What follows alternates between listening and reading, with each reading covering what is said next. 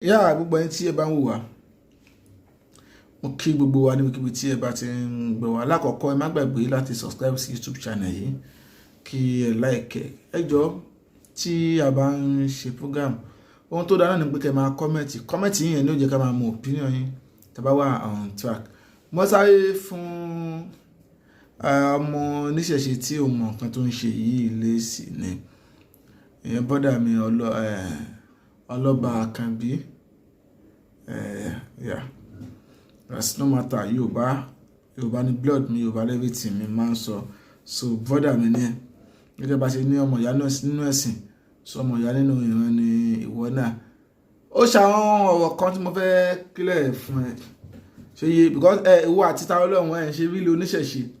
You people are just a blogger, ẹ kàn ń blog ni. So ẹni tí tẹ bá ti rí nípa Islam ó tẹ́yìn lọ́rùn kò tẹ́yìn lọ́rùn, ẹ ṣáà fẹ́ choke mouth sí ibẹ̀, but you don't choke mouth to this one, so I have to give you you get kí n debunk ọ̀rọ̀ fún ẹ.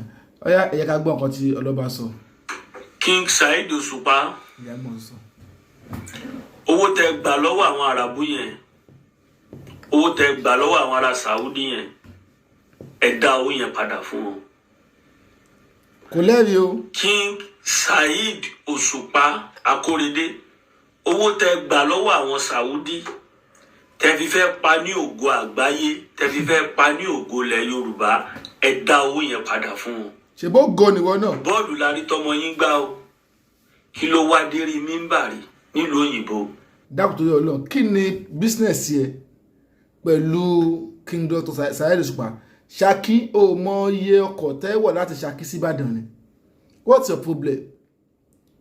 Saheed Òṣùpá fẹ́ pa ní ògo ọmọ ẹ̀ tó ń play ball. Ṣé wo bímọ ni? Ṣé wo bí ọmọ ni? Wọ́n náà ò dédé fọmọ sẹ́nu bọ́ọ̀lù. Tàbí kí wọ́n fúnra ẹ kó lọ gbá bọ́ọ̀lù fúnra ẹ. Kí ni problem ẹ? Ẹ ṣàfẹ́ dá jẹ́sì sílẹ̀. Ọlọ́ba, ó ṣàfẹ́ dá ìwà àti ìta Ọlọ́run ṣàfẹ́ dá jẹ́sì sílẹ̀ ṣáá ni. You don't have problem with this. I mean, this issue is not concern you at all. Kí ló kàn ẹ́? Ṣùgbọ́n máa ra epo, máa ra ẹpa jẹ. Ọmọ tá à ń sọ yìí máa ra ẹpa jẹ. So what's your problem? Gbọ́dọ̀ ẹ jẹ́ ká máa gbọ́ náà. Ọmọ yìí ti di ìmáàmù nílùú òyìnbó. King Saheed Òṣùpá, tó bá jẹ́ pérélẹ̀ bá ń ṣe ẹ stop ẹ o. Owó tẹ gbà lọ́wọ́ àwọn Saudi, ẹ dá owó yẹn padà ní kíyámásá. Àgbọ̀ olódo ni ẹ. Káṣẹ̀ pé Saheed Òṣùpá dókítà gba owó, yes ó gbà lóyè ọmọ ẹ ní. Ṣóyé ògo tó ń sọ ẹ nísìn bọ́ọ̀ náà ló fẹ́ gbá. Bọ́ọ̀ ni kò lẹ́sìn kan tó fẹ́ gbà níbi bọ́ọ̀, owó ni. Forget, kò sí fame mọ́ níbi bọ́ọ̀.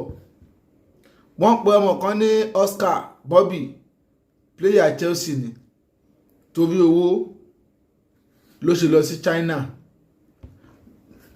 Sadio Mane tó yín pa àwọn ìlú ẹ̀ wọ́n pọ̀ ló ṣe lọ play ní Arab. Ṣóyé má sọ jákujàku tó yẹ pé owó náà ni kíní. Saheed pa wọ́n ti gbowó, wọ́n dẹ̀ ti gbowó yẹn gẹ́gẹ́ bó ṣe sọ. Ó mọ nǹkan tó ń sọ. Ṣé Lárúbáwá má jẹ́ kí n sọ tó yẹ kó nǹkan tó ń sọ òyì ẹ, nǹkan tó ń sọ òyì ẹ. Ẹ jẹ́ máa gbọ́ lọ.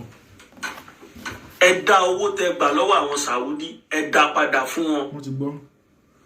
Ọmọ yín pléyà ni, tí gbogbo wa rí píṣọ ẹ pé pléyà ni, kí ló wá lórí mímbàrí nílùú òyìnbó. Ọmọ yín ti fẹ́ joyè máàmù lóyè. Jẹ́ kí n clear àyàn fún ẹ kò yí ẹ. Àwọn kọ́ ni pé tó bá wọ́n fídíò yẹn rẹ̀ àwọn tó wà níbẹ̀ wọ́n jẹ́ lábá wọn jẹ́ lábá wa, ọ̀pọ̀lọpọ̀ wọn black ni wọ́n. Use your brain. Ó jẹ́ player yẹn, ṣé yẹn ni kó má lè ṣe wútúbà ni? Ó kọ́ ẹ̀kọ́ ẹ̀sìn, Hafiz lọ́mọ. Hafiz lẹ́ni tó há Quran, ohun tó ń bí nínú náà nìyẹn. Hafiz ni ó há Quran, ó sì ń play ball. Ṣé yẹn ni kó má kírun fáwọn èèyàn? Ṣé yẹn ni kó má lead fáwọn èèyàn ni? Use your brain now. Ó ń ṣe wútúbà jímọ̀ fáwọn èèyàn nìyẹn. Wútúbà jímọ̀ ló ń ṣe níbi tó ti rí yẹn tó gbé laptop síwájú. If you don't know, you know. and then you people ní solid foundation. Gbogbo nǹkan Islam yìí náà lẹ́ ń jí ṣe, ẹ̀yin náà ti ń ṣe wá síta gbangba, ẹ̀yin náà ti ń sọmọ lórúkọ bí Islam, ẹ̀yin náà ti ń ṣe wedding bí Islam. Mo wedding kan nìkan ń gbé ilẹ̀kẹ̀ kíní yìí ó máa ṣó ẹ̀yin náà ti ń ṣe gbogbo nǹkan yín bí Islam. Èmi ò sọ pé ẹ̀sìn kan ló dáa jù o, ṣùgbọ́n Islam ló dáa jù lọ́dọ̀ tèmi torí ẹ̀sìn mi ni. Islam ló dáa jù. Tẹ́yìn ò bá ṣe wá convince èèyàn, ó máa jẹ́ ìṣẹ̀ṣe one.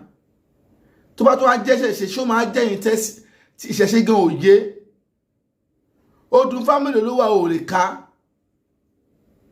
Ó lè kí ẹsẹ̀ fá kankan. Mo challenge ẹ, jáde kó kí ẹsẹ̀ fá. Jáde kó kí ẹsẹ̀ fá wọn rí kí. Ó mọ̀ náà. Ẹlẹ́ndẹ́ òkúkè ọmọ Muslim ni. Kò fẹ́ jẹ́ kó dàbí ìwọ tó lè kí ẹsẹ̀ fá. Ókè ọmọ lọ há Al-Quran. Àbí ṣé gbogbo ẹni tó ń gbábọ̀ tó bẹ̀rẹ̀ sí ní máa gbábọ̀, ṣé gbọ́n ló ń gbábọ̀ jẹun ni? Ṣé gbogbo wọn ni wọ́n ń gbábọ̀ jẹun? Mo láti ṣàwọn fídíò ẹ̀ torí mu àti sẹ́mà.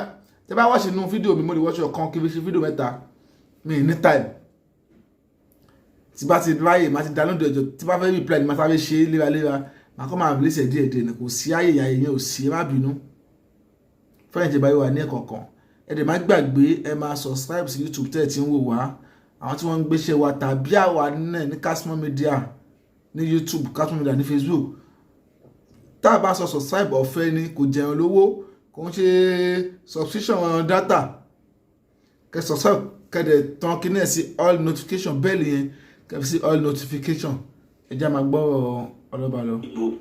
King Saheed Òṣùpá, owó tẹ́ gbà á mọ̀ pé business lẹ́ ń ṣe, but àwa ọmọ yín, àwa àbúrò yín, àwa ò ní dákẹ́ ká fọwọ́ lẹ́rán ká máa wò yín rẹ̀, àwa ó sọ̀rọ̀ o. Má dákẹ́. Owó tẹ́ gbà lọ́wọ́ àwọn Saudi tẹ́ fi fẹ́ pa ní ògo àgbáyé, ẹ dá owó yẹn padà fún wọn ní kíyámọ́sá. Ká fẹ́ sọ pé ẹ rówó láti fi continue movement ọmọ yìí ni. Àbẹ́fẹ́ sọ pé torí owó tẹ́ fẹ́ gbà lọ́wọ́ àwọn Àràbù tẹ́ fi ní kọ́mọ yẹn lọ joyè máàmù nílùú òyìnbó. King Saheed Òṣùpá, owó tẹ́ gbà lọ́wọ́ àwọn Àràbù, owó tẹ́ gbà lọ́wọ́ àwọn ará Saudi, ẹ dá owó yẹn padà. Ṣẹ́gbọ́, àbọ̀ ọ̀rọ̀ ó tó fọmọlúàbí, tó bá dénú rẹ̀ á dòdìdì. Has infinite knowledge. The one who has the ability. The dunya that was mentioned here, my brothers and sisters, is just like us. I encourage Ẹ bá wo ọmọ ẹ dáadáa, ihun tó wà lórí ẹ̀ níbi tó ti ń play ball ẹ̀ ṣì wà lórí ẹ̀. So olódo ní ẹni. Èèyàn ń play ball kò ní kó má lè ṣe wà sí náà tó bá ti wà lójú ọ̀, tó bá ti wà lára ẹ̀, tó ti wà nínú ẹ̀jẹ̀ tó kéwú. Tẹ́ bá dẹ̀ àwọn tí wọ́n jókòó yẹn, black ló pọ̀ nínú wọn. Ó mọ̀ bóyá àwọn tó jẹ́ Mùsùlùmí ní fídíò wọn gan nínú àwọn tó jọ wà team ló ń ṣe útúbà ló ń kíjímọ̀ fún. You don't know. Ẹ kàn ní fídíò ẹ ṣàfẹ́ sọ̀rọ̀, wàá kàn fò jáde. Ẹ kàn fò jáde bí ọ̀pọ̀lọ́ inú ẹ̀rùn. Come on. And the youth especially to take a look at our elders here. How much time we spend giving sadaqah and doing charity. You find in the masjid nowadays our elders, they're the one cleaning the masjid, preparing the masjid for the Friday khutbahs and any other events that's going on. Preparing the masjid, making food and preparing for the events and raising money and encouraging us as youths to spend our money in the cause of Allah, because before we leave the stage of Marhalat al-Shabab, the working stage, the stage we have energy to work and make money to spend on the masjid, and encourage us to use our money wisely. I ask Allah subhanahu wa ta'ala to preserve all of our elders and give them the highest level of Jannah. وَمَا الْحَيَاةُ الدُّنْيَا, this world, my brothers and sisters, is مَتَاعُ الْغُرُورِ, a joy that is going to end. Anyone who goes towards it and gives it its all, forgetting Allah subhanahu wa ta'ala and His deen. For instance, one says, well, I'm not able to pray on time because ìwọ́dẹ̀ ló mọ̀ nǹkan tó ń bí ẹnu o ẹni tó lọ mọ́ sọ pé bóun ṣe fẹ́ lo ayé ọmọ òun nìyẹn ó dẹ̀ tẹ ọmọ lọ́rùn what's the problem ìwọ náà bímọ kó lọ tẹ̀ síbi fánà pípù yẹ lẹ́bi ẹ̀ lọ́ọ̀ lẹ́nu ó dábọ̀ jàre.